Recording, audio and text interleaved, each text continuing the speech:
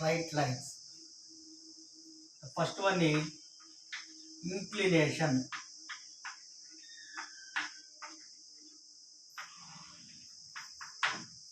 What is inclination?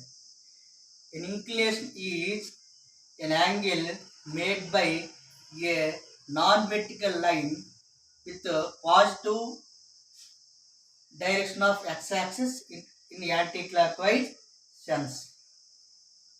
So, inclination means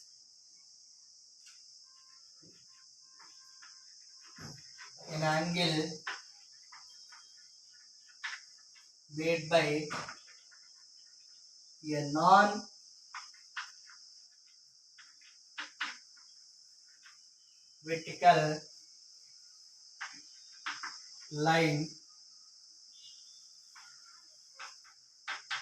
with a positive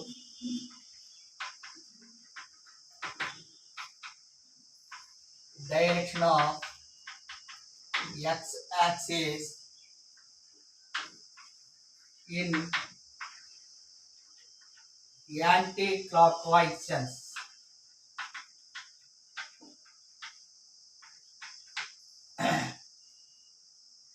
An angle made by a line with positive direction of x-axis in anti-clockwise sense. So